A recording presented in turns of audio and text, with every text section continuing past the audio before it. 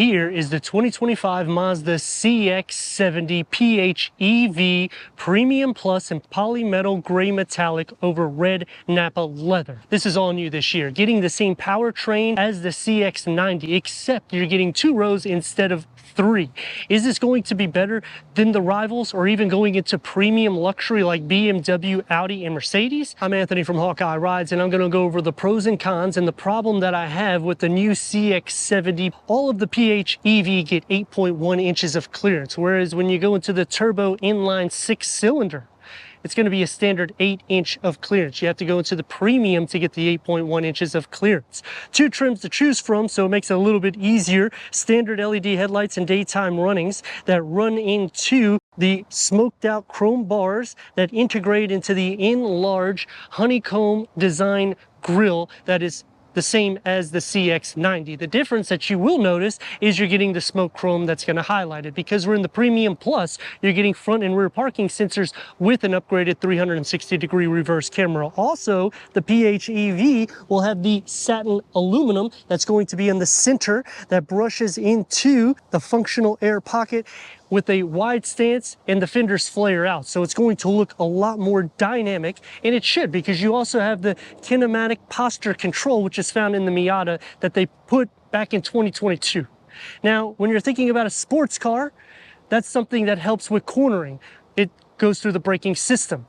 You're getting that on a vehicle that weighs around 5,200 pounds. So I'm liking that you're getting some dynamics. Housed underneath the hood is a 2.5 liter 4-cylinder that produces 323 horsepower and 369 pound-feet of torque paired to an 8-speed automatic transmission. With a combined MPGs at 58, if you're just using the gas variant, you're getting 28 MPGs with a total of 26 all-electric miles and nearly 500 miles to a full tank. So when you're thinking BMW, Mercedes, and Audi doesn't even have a PHEV that can compete with this. Mercedes and BMW, you're going to be spending around $80,000 to get something similar. Standard 21-inch wheels. The matte black will go around the fenders and the lower trim. You're going to get the gloss black on the door handles, power folding side view mirrors. The roof rails will get the gloss black as well as the shark fin antenna. Towing up to 3,500 pounds and towing for the turbo variants up to 5,000 pounds with the McPherson strut front suspension, a multi-link rear suspension. Dynamically speaking, against Lexus and Infiniti, this is going to handle better, and this is longer. You're talking over 200 inches. This basically competes against a QX60, but that has a 3rd row. So then you drop into the QX50, now you got a CVT transmission, in which either of the two is going to have less performance than this, and they don't have a PHEV. Going against Volvo, the XC60, that's going to be $60,000 to $70,000, especially if you're going to trim it with 21-inch wheels or an air suspension. Now this doesn't have an option for that. However, this is going to be dynamically better on the bins, even though the weight distribution is a little bit better than that. That's why Mazda has put itself into a more premium upscale luxury like BMW and Mercedes plus Audi. And when you're thinking about those, you're seeing the value. It's not going to have the most horsepower in class, but you're getting more standard amenities and better MPGs than almost everybody in class at its price variant. Standard LED combination taillights. The lower is going to get the grille pattern around the reflectors. The exhaust is tucked underneath, and it should be because this is a PHEV, but because it's a Premium Plus, I kind of wish that they made it look a little bit more athletic, especially because they kind of give a little bit of a coupe style, and because of the wide profile for the front and the rear with the standard power lifting. Going into 39.6 cubic feet, it will sit up a little bit, but it's to be expected because of the clearance. Because we're in the top trim, you're going to get 2 home plugs with a 12-volt, a storage nook underneath the floor, has some storage here, which will give you 2 more compartments of storage, and in the back you can split fold the rear bench by the push of a button. That will increase cargo to 75.3 cubic feet of storage, which is the best in class.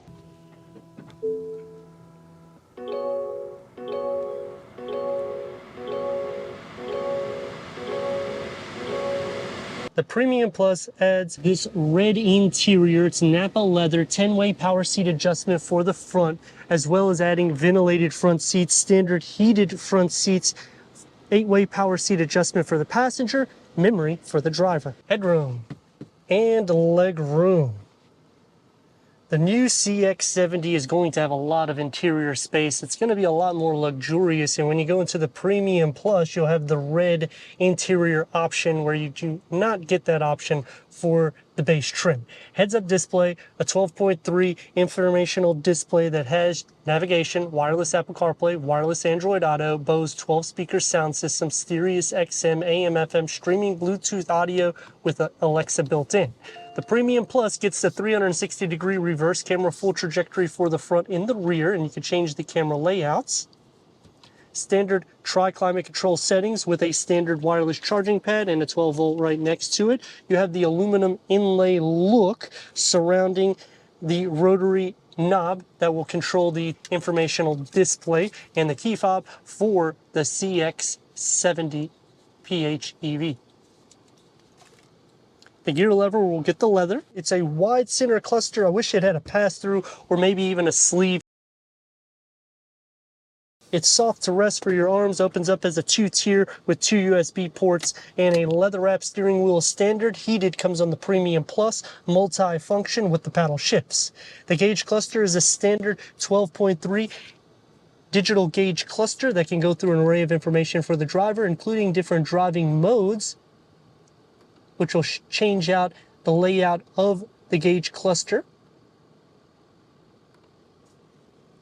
And the dashboard and door panels integrate in together, going into the air vent with that aluminum inlay look. One touch up and down for the windows, and you get the contrast stitching in red, soft to touch where it needs to be, with a long storage pocket, auto dimming rear view mirror, and a large pano moonroof. For the back seats, headroom and leg room. You can also adjust these forward so you give optimized cargo capacity. Storage behind both of the front seats. Third climate control. USB ports, air vents, cup holders with armrests, and manual sunshades for the windows. And the door is going to have the same materials that's found in the front, soft to rest for your arms, a large storage pocket, and you can also recline these seats back. So for a long journey, you can relax a little bit more so. Sliding into the center, the floor is not completely flat. You will be sharing some feet space. You could put your feet here, but then your legs and knees is going to sit up quite a bit for that journey. But leg and shoulder space is not going to be bad. However, you do sit up a little bit more so, making headroom a little bit less optimal. And when you sit into the center, your legs will extend out a little bit more so because you're losing a little bit of area for your butt to rest. 323 horsepower, 369 pound-feet of torque. We just engaged the engine. It's a lot louder than the turbocharged engine. But when it's off, you're going to hear a little bit more road noise, where I feel like the turbocharged engine is going to kind of give you a little bit of a sound deadening opposed to this, because you'll hear the engine throughout the drive. The steering is going to be basically the same too, so I like that. It has a little bit of weight to it. The seat is comfortable, you have a nice cushion, and to rest your arms, it's actually one of the most soft in class. That's going to take me to some pros and cons, and starting off with the pros is you only have 2 trims to option.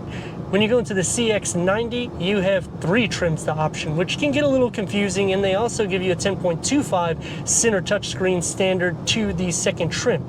Whereas when you go into the CX-70, standard 12.3 inch. On the con, they're still non-touch screen, and this is all new from last year, kind of a carryover, and we're still not getting that implemented. Heads-up display, standard wireless charging pad with tri-climate control settings, and only $3,000 difference basically in price, and you're getting ventilated seats, the option for this red Napa leather interior, and standard Bose sound system with a standard 12.3 digital gauge reader. Going against the rivals, you're getting a pretty big bang for the buck. On the cons, it's a longer vehicle, so it's not going to be as dynamic as the Volvo or BMW or even the Mercedes, but you do have the kinematic posture control, which helps by using the braking system, so when you are taking bends, it will stay more or less planted with a rear wheel biased Skyactiv G all-wheel drive system. So it is trying to compete heavily with the premium luxury segment. So I like that Mazda's going that extra step step and you're under 60 grand. All the vehicles that I'm talking about right now are over that, and they go into the 70 and 80 grand pricing. For Lexus, you have to pay for the SF Sport handling package, which is not going to change the dynamics too much. It's going to be a butter smooth drive, but this one's not going to be so far off, and this has 21-inch wheels. The road noise, though, will be a little bit more excessive here, opposed to pretty much most of the vehicles in its class. But then because of the length, it's also the best cargo capacity in class. Putting it into sport mode, turn radius, at more or less the stop point, it's going to get about 2 lanes, which isn't bad. Let's rock and roll.